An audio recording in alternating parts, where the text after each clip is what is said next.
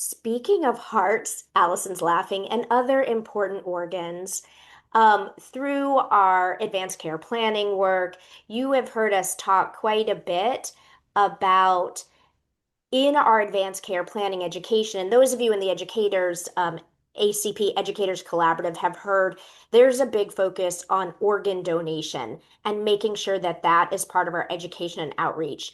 And I have a new best friend that we have had Zoom things, but we haven't been able to meet in person. But I hope I say it right. Allison, is it Brouillette? Brouillette? So it's Brouillette, like did the coffee, Brouillette. Get Oh, it? I know, I do it all bravo. the time. I do it all the Yes. time. I did like the Alice, segue though, Heather, very much. right? I'm the queen of that. Allison is the relatively new executive director of Donate Life North Carolina. She's also a recipient, like we are, of the License to Give Trust Fund Commission grants. And so we keep meeting on the quarterly grantee calls. And her predecessor, Deanna Kerrigan, was lovely too. And I'd always wanted to have more of a focus during one of our meetings on Donate Life. And Allison already is such a rock star, and we were busy like connecting after the recent grant meetings. I'm like, hey, could you come on and talk about organ donation and all of the efforts behind Donate Life North Carolina and come and talk to us at the Serious Illness Coalition? And so I'm going to turn it over to Allison. I can either ask questions or you are used to sharing about the organization, but we specifically liked March because we are leading up into April Healthcare Decisions Month. And so this seemed like a really good time to share information about Donate Life North Carolina in general and the work they're doing around organ donation. So, new best friend Allison, welcome to the Serious Illness Coalition, and we hope you will stay as an active member. So this is both a meeting topic slash Friday facts where you're getting to know Allison. Please share about yourself personally, if you would, and then your new focus with Donate Life. Well, Heather, thank you. What a warm introduction. I really am delighted to be here and really grateful for this opportunity to speak to this great group. I read through all of the chat with everyone's roles, and I want to start by saying that Heather is absolutely right. One of the things that I have learned in 6 months, I still get to play the new girl card. In 6 months in my role as executive director of Donate Life North Carolina, is that we really want to be a collaborator. We really want to be a statewide resource, an amplifier, particularly for the donation and transplant community. But I am going to first and foremost put my email address into the chat and insist that anybody on this call who would like to reach out, who would like to make that connection, who would like to learn more, who would like me to do something of this on their call or at their meeting, I'd really, really love that. Because this is the opportunity for us to really grab an oar for one another, to collaborate and advance a communal and important mission that we are all collaborating on. So I also have a slide deck. I am hoping that this goes well to share my screen. Totally fine. As we always say, power corrupts, And PowerPoint corrupts more. Um, I will also share that I am not in a position where I have a double monitor. So if I need to pause or if anything happens, someone needs to unmute themselves and help me with that. But I am I always have the hoping, same Heather, that you problem. guys Will can do. see. Yeah, yeah, yeah. Okay, so I'm hoping everyone can see Make Life Possible. Yes, Is that true? Great. Okay. we see it. So this deck and this talk is a little foundational, and I apologize for not knowing everyone's knowledge of who we are at Donate Life North Carolina. This is probably too foundational for this group, but I will go through these slides quickly, leave plenty of time for conversation and questions. Really just starting with our mission. So we are the statewide organization advocating and educating around organ, tissue, and eye donation. We are also, interestingly, the keeper of the North Carolina Organ, Tissue, and Eye Donation Registry. About 55% of North Carolinians have the heart on their driver's license. For those of you that have the new driver's license with the salamander on it, if you're looking for your heart, it is no longer red. It is black and it is wound up in the salamander's tail. So if you're looking for it, that's where it is. I cannot tell you how many people I've had to explain that to you. And I myself am very sad that it is no longer red. But that is where it is on your driver's license. This is vitally important because almost 4,000 North Carolinians are waiting for a life-saving organ transplant. Of those, over 70 are children. And of those people, almost 3,500 of them are awaiting a kidney. So it's a statewide problem that we are looking to address. Just one deceased donor can save 8 lives through organ donation, restore the sight to 2 people through cornea donation. And though we don't talk a lot about it, tissue donation improves the lives of so many people. And a single donor can help 75 people through tissue donation. These are very quick conversations that we have everywhere in our state. These are probably not lost on you, but I'm just going to go through my very quick barriers to people registering to be an organ donor. I'm sure most of this is not lost on you, but just very quickly, many people feel that there are reasons why they should personally exclude themselves from the organ donation registry, and that's simply not true. It's a myth. There are many reasons why people can join the registry, all ages. And in fact, there was a recently published story. The current oldest donor is 100 years old. That story just caught fire a couple of days ago. So it's very exciting to us. And then this is another conversation that we hear wherever we go, and that is that your medical professionals will not work as hard to save your life if they know that you are an organ donor. This is, of course, absolutely false. And the most important way that I explain this to people is that is because the life-saving professionals in our medical centers are completely separate from those that are involved in organ tissue and eye donation. They're completely separate organizations, in fact. So I hope that that puts some people's minds at ease. And then this myth about being a celebrity and getting yourself to the top of the list because of your economic status is, of course, this is absolutely not something that happens. It's true that no celebrity gets to the top of the list. No one with a lot of money gets to the top of the list. And this has been well managed in our country. Over 1 million transplants have taken place in our country. And then last but not least, my religion doesn't support organ and tissue donation. And in fact, that's false. On our website, you'll find a great page about drilled down by every religion and sort of sects of religions. And it really talks about how each of those religious identities think about donation and transplant. And many and most religions consider it an act of charity and goodwill to give back in that way. So I will just pause a second, make sure that I'm taking a breath before I dive into the next part. I should have mentioned that I'm also happy to answer questions as I go along. Feel free to unmute. But again, I can't see you. So if you want to pause me, just let me know. Um, our primary function as Donate Life North I do Carolina have a is to run question. the, oh, of course, Yeah, I'm sorry. So, you're fine. you said there are 4,000 people on the wait list. Yes, Is ma'am. the is there a black market for organ transplants? I mean, you hear about this some. Yeah. Yeah, it's interesting. I'm going to address some of these myths and misconceptions a little bit later in my talk, but we hear this all the time.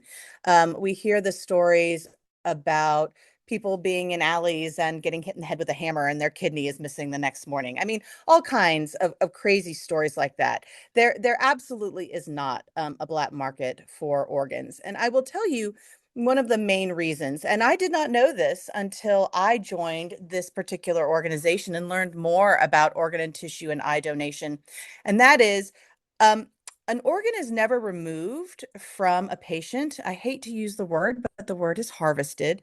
An organ is never harvested until they know exactly where that organ is going. They know exactly who the transplant recipient is and where that organ is going. And that is because organs do not live outside of the body for more than a couple of hours. It's a very tight process and something that happens very, very quickly. This is why you hear stories of transplant recipients getting calls in the middle of the night. Can you come in right now? We're ready for you. Um, I hope that answers your question, but we do talk about that myth a lot as well.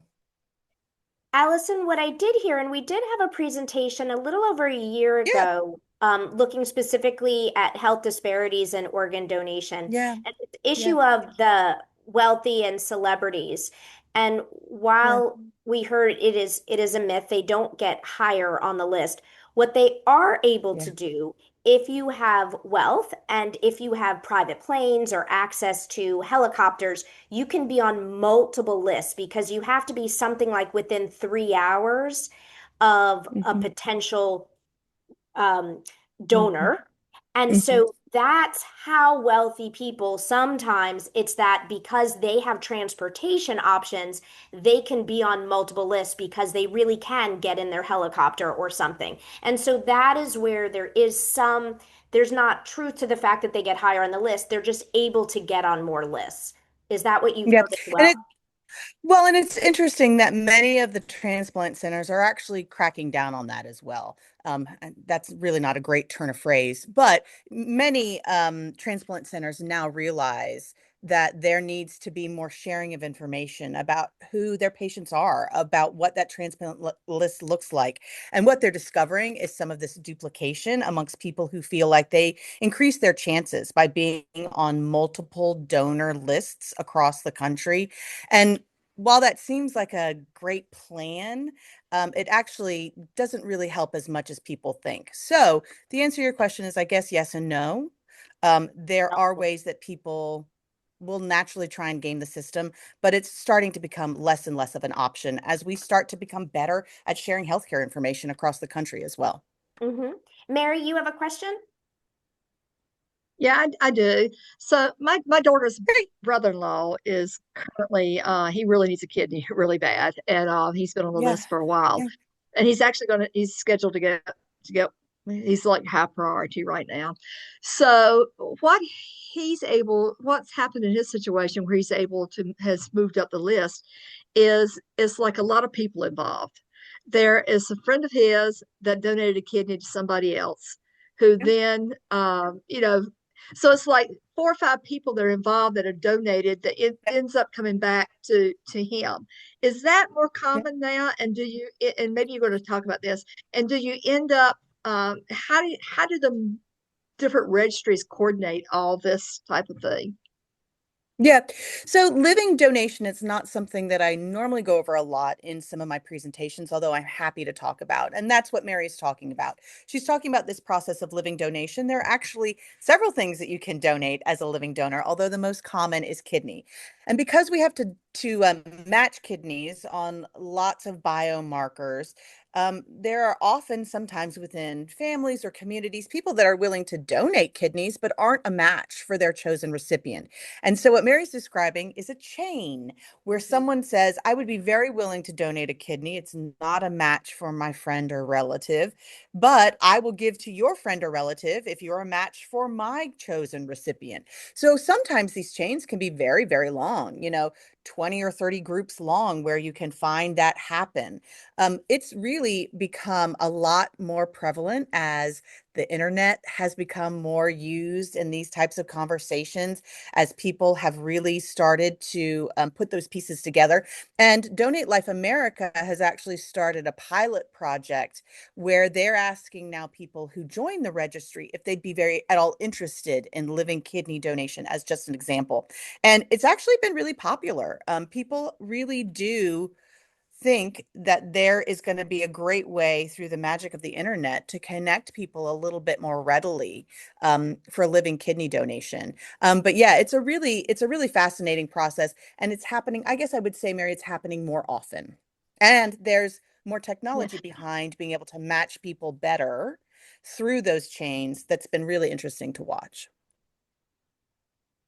So does that require I assume a coordination between all the different like state registries and things like that? It How do does. y'all do It all that? It does. So we actually have a wonderful coordination point. We do run a statewide registry, but all the registries do talk to each other. And there's also a nationwide registry that is run by Donate Life America, but all of those registries do talk with one another. Normally, though, anyone who's interested in your specific registration would go to your statewide registry to look at your most recent election. Does that help? Yeah, Those thank you. those registries do talk to one another, primarily through that umbrella of Donate Life America. Thanks. Does that help? Yeah, and an interesting segue. I'm going to talk a little bit about the registry. So another offer to folks on this call, we are the keeper of the North Carolina Donor Registry. That also means we're a keeper of a lot of data. One of the pieces of data that we keep is called the ADD rate. This is the Actionable Donor Designation Rate. I just thought that this graph was helpful. It's a little old at this point, going only to January of 26. But this is a percentage of people that walk into a DMV in the state of North Carolina and say yes to to organ donation. And this rate has been falling year after year after year.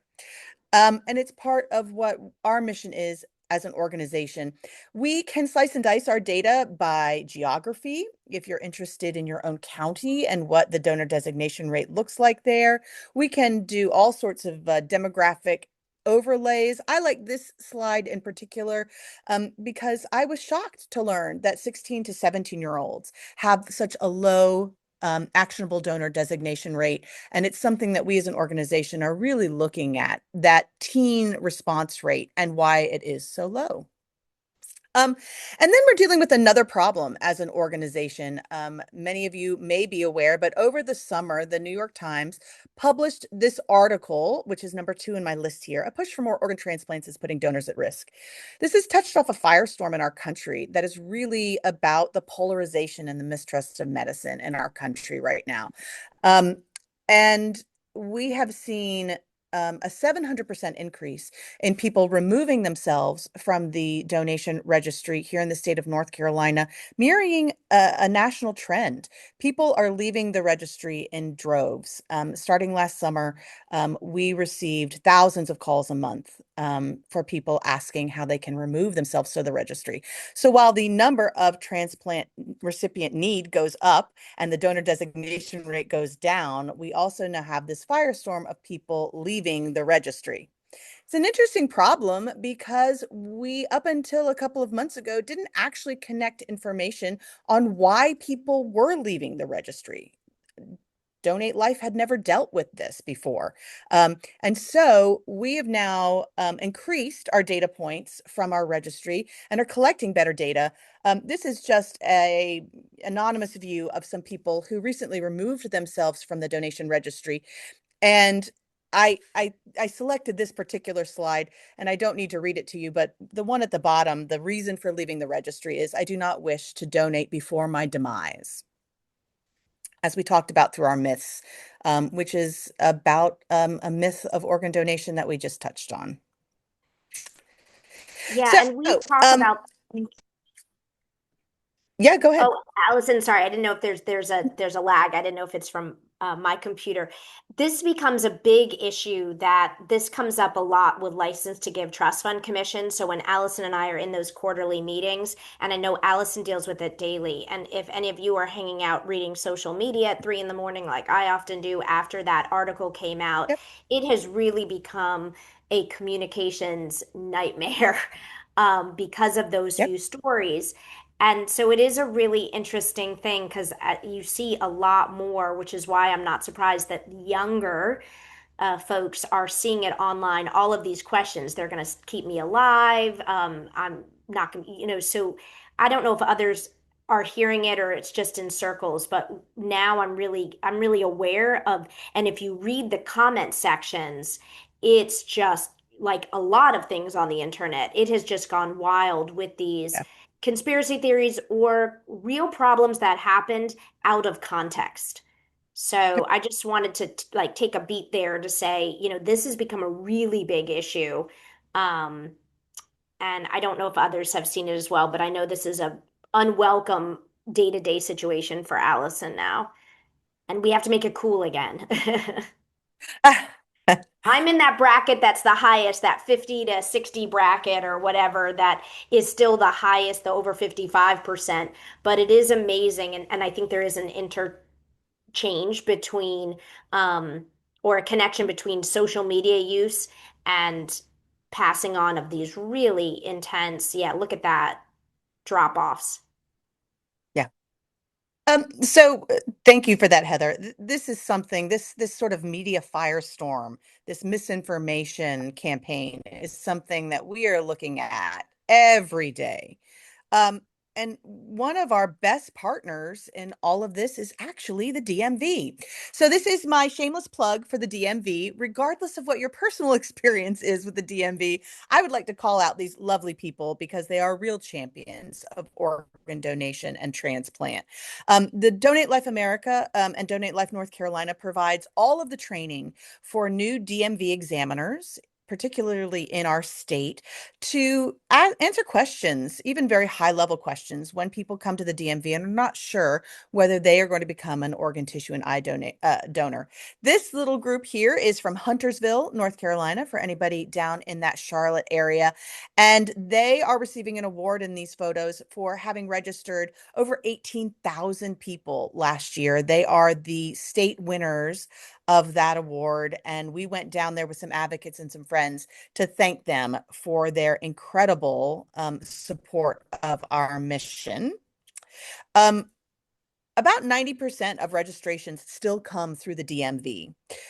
These are DMV locations across the state. The little purple dots are the kiosks where you can go.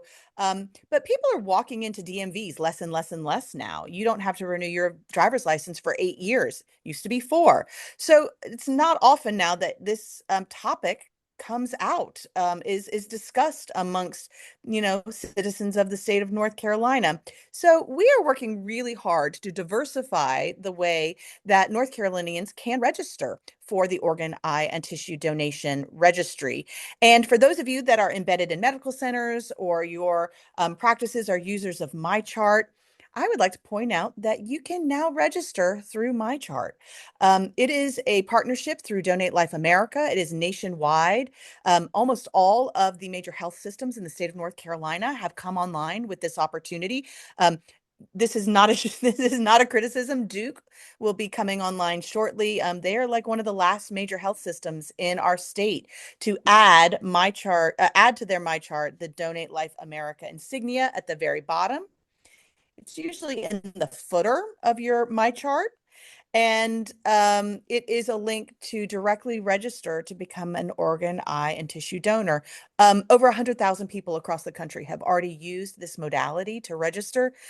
So I would be remiss if I didn't highlight it in the presence of this group, because anything that you can do to amplify that opportunity would be really terrific. This is not a great slide because it's hard to see, but it's directly from Epic. So I hope that you'll give me a little bit of a pass on it. But UNC has already registered over 2,000 people through this mode. And ECU, thank you to my ECU friend who is on the call here. ECU has been another great partner in the MyChart registry process. But I even want to shout out to Ortho Carolina, who was an early adopter of the program. And they have already registered 300 people, which is terrific. They're in the gold there. So. And then I hope that you'll join us at some of the things that we do across the state. This is our this is the one that's coming up the soonest. It is our Hero Run in Greenville, North Carolina. It's just a great opportunity to get the community together, providers, recipients, donor families. You don't have to run or walk. We'd love for you to just come out and see us and learn more.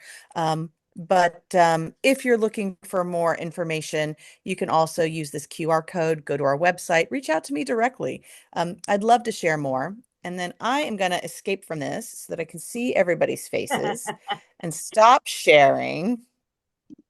I have that same issue Because too. I know I'd be delighted if there were any other questions, to answer any questions, talk anymore, or take the conversation offline. Please don't hesitate to reach out. Well, Allison, you are, I love your new energy and devotion to this. I'll ask a question. I hope it's not too personal. When I am in the license to give commissioner meetings, there's about 10 commissioners, and all of them are personally affected by organ donation. Everyone goes around and talks about their relationship. Either they have received an organ or multiple organs, they have been a living donor, or they have donated from one of their loved ones who've passed. And so the introduction of those commissioner meetings is incredibly powerful. And so, to whatever you share, Allison, I don't know if I've heard your story about, but I wouldn't be surprised. What is your connection to Donate Life? Because this is a new job for you. How did you get connected? And if there's anything personal you would want to share, but I didn't want to put you Oh, on no, the no, spot, no. but No, I'm delighted, Heather. So, I have spent a very long time in nonprofit, have worked in major medical centers, and when I saw this opportunity, my main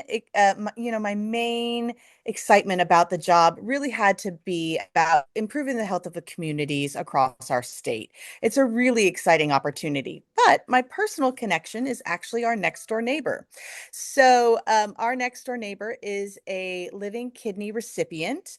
And our children are of the same ages and best friends. And we walked alongside our neighbor through his dialysis journey, which he really struggled through his journey to finding a living kidney donor. And ultimately, he has now had his kidney over 10 years, which is just amazing. His life was markedly changed, was incredibly changed. And as it turns out, the genetic disorder that he has, he's passed on to his children. So now my kids' best friends are looking at possibly having a need for a kidney down the road. And so it's something that has been on my mind, Heather, for many, many years. And watching what families go through in the waiting process is something that sticks in my mind a lot.